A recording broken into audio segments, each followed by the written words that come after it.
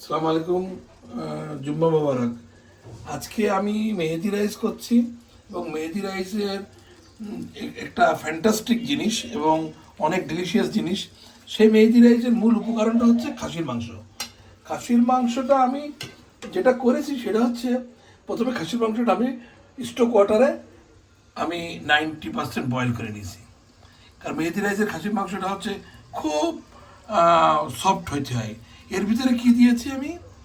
গরম মশলা দিয়েছি, পেঁয়াজ, আদা, রসুন এবং কাঁচামরিচ ও শুকনো মরিচ আস্তে আস্তে দিয়ে দিয়েছি। দিয়ে লবণ দিয়ে এটা বয়েল করে নিয়েছি। নিয়ে এই স্টোক ওয়াটার দিয়ে অ্যাকচুয়ালি মেহেদি রাইসটা করা হবে, এই স্টোক ওয়াটার দিয়ে।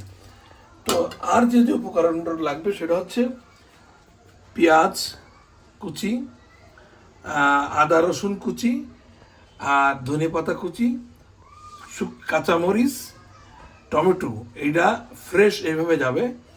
এর মেন জিনিসটা হচ্ছে লেমন জিস্ট যাবে মেহেদি রাইসের। মেহেদি রাইসের গোপনীয় যে টিপস সেটা হচ্ছে লেমন জিস্ট। এই লেবুর গাছ থেকে লেমন জিস্টটা উঠে নেওয়া হয়েছে। আচ্ছা, মনে রাখতে হবে যে লেবুর গাছ থেকে সবুজটাই নিতে হবে, সাদাটা নিলে কিন্তু তিতে হয়ে যাবে। আর এর মশলা কি লাগবে?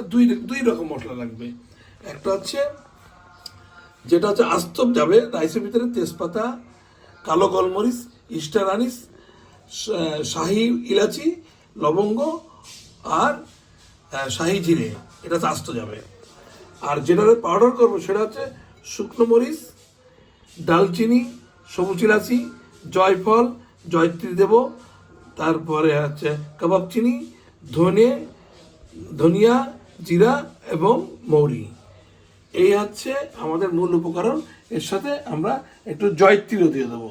আমরা মেহেদি রাইস এখন রেডি করছি। আমি তেল দিয়ে দিচ্ছি আমার ননস্টিক ফ্রাই প্যানে। 1 কেজিতে আপনার 150 গ্রাম তেল যাবে কমপক্ষে।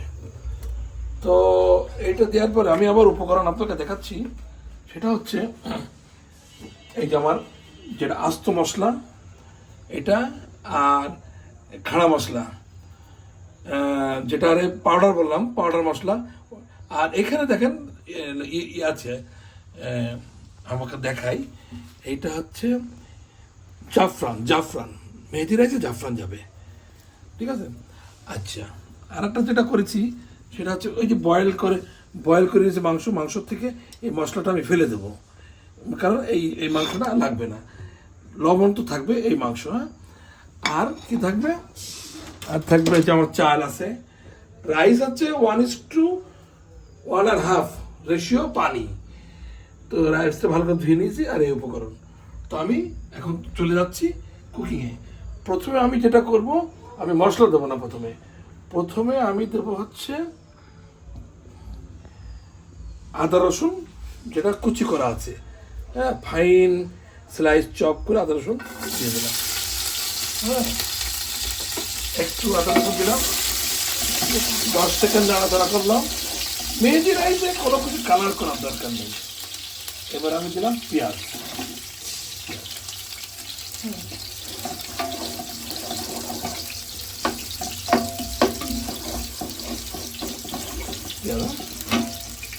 পেঁয়াজ দেওয়ার পর আমি যেটা করব সেটা হচ্ছে বাদবাকি উপকরণ করে পরে দেবো।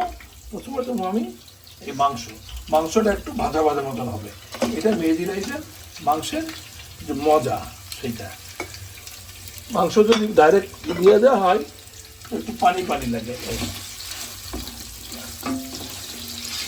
একটু সামান্য। এইটা সাধারণত অলিভ অয়েল দিয়ে করা হয়, আর ভালো বাটার হলে অলিভ অয়েল বাটার মিশিয়ে করা হয়। এই গেল। এবার আমি কি করব? মশলা দিয়ে দেবো। এই যে শাহি জিরে, তারপরে স্টার আনিস, শাহি ইলাচি, তেজপাতা, লবঙ্গ, কালো গোলমরিচ আর জাফরানটা একটু পরে দেবো। জাফরানটা রাইস যখন দেবো তখন দেবো। এই মশলাটা দিয়ে দিলাম, দিয়ে আমি নাড়াচাড়া করে দিলাম। নাড়াচাড়া করে এবার এই মশলাটা যেটা গুঁড়ো করা আছে, এটা হচ্ছে মেহেদি রাইসের মিক্স মশলা, যেটা আমি আপনাদেরকে দেখাইছি এর আগে। এই দিয়ে দিলাম। ডান। আর যে স্টক পানিটা করবো সেই স্টক পানিটা হচ্ছে এটা মাংস থেকে স্টক পানি দেবেন। এই পানিটার নাম হচ্ছে ইয়াকনি পানি। শুধু এই পানি দিয়ে যদি পোলাও করা হয় ওটা হচ্ছে ইয়াকনি পোলাও হয়ে যাবে। আর মেহেদি রাইসের জন্য এই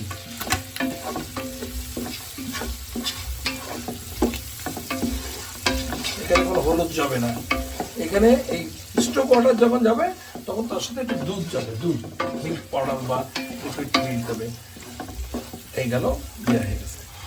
এইবার আমি বাকি সমস্ত উপকরণগুলো দিয়ে দেবো একসাথে।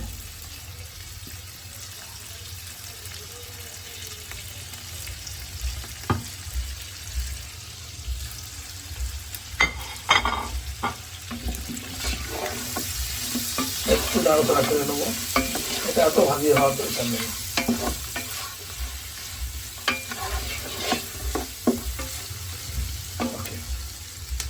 এখন যেটা করব সেটা আমি পানি অ্যাড করব। এই গ্লাসে 2 গ্লাস রাইস নিয়েছি, তা আমি পানি দেবো 3 গ্লাস পানি। আমি আগে লবণ দিয়ে দিয়েছি পরিমাণ মতন, যদি লবণ কম বেশি হয় টেস্ট করে দিয়ে দিতে হবে। আর যদি পারেন একটু পোলাও যখন হয়ে যাবে তা নামানোর আগে একটু চিনি দিয়ে দিলে অনেক স্বাদের হয়।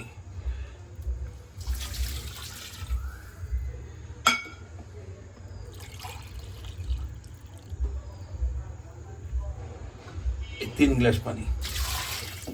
ওকে, এই হয়ে গেল। আর কিছুই এখানে আর কোনো কারিশমাটিক নেই। এখানে আমি একটু দুধ মিশাবো। এখন এটা ঢেকে দিয়ে যখন ফুটে উঠবে তখন আমি রাইসটা দিয়ে ঢেলে তৈরি করে আপনাদেরকে ফাইনালি দেখাবো। পানি অ্যাড করার পরে এটার ছবি এরকমই আসবে। এখানে দুধ মিশালে সাদা হয়ে যাবে, রান্নার পরে আরো দেখবেন কালার চেঞ্জ হয়ে যাবে। মেহেদি রাইস প্রায় শেষ, আমি আপনাদেরকে দেখাচ্ছি। কত সময় ঝরঝরা হয়ে দেখেন, এই দেখেন।